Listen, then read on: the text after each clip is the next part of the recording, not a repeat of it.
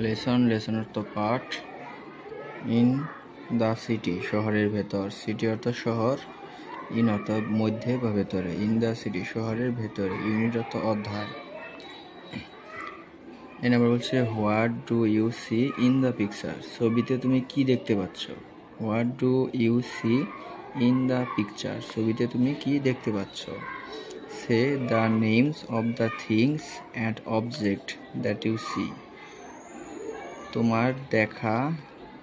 তোমার দেখা জিনিসগুলো এবং বস্তুগুলোর নাম বলো।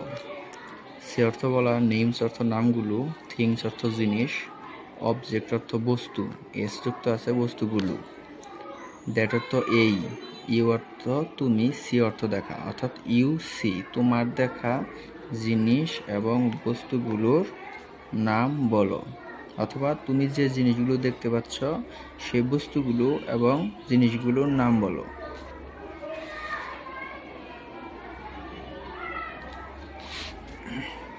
সেমভাবে লেসন অর্থ পাঠ, ইন দ্য সিটি শহরের ভেতর, ইউনিট 4। লুক, লিসন অ্যান্ড সে দেখো, শোনো এবং বলো। হোয়াটস দিস, এটা কি। হোয়াটস দিস, এটা কি। এর পাশে দেওয়া আছে A zebra crossing, A zebra crossing, এর বাংলা হচ্ছে একটি zebra crossing. A zebra crossing, zebra crossing অর্থ জেব্রা ক্রসিং, একটি জেব্রা ক্রসিং। কন্টিনিউ অর্থ কি, চালিয়ে যাওয়া। পয়েন্ট অ্যান্ড লুক, দেখো এবং নির্দিষ্ট করো অথবা দেখো এবং চিহ্নিত করো। পয়েন্ট অ্যান্ড লুক অর্থ আপার ডাউন দিতে করো, চিহ্নিত করো এবং দেখো, সবচেয়ে ভালো হবে দেখো এবং চিহ্নিত করো। Ask and answer in pairs, জিজ্ঞাসা করো এবং জোড়ায় উত্তর দাও। আমরা 77 পৃষ্ঠা এটা পড়ে আসছি, আবার এটা পড়তেছি। Ask and answer in pairs, জিজ্ঞাসা করো এবং জোড়ায় উত্তর দাও।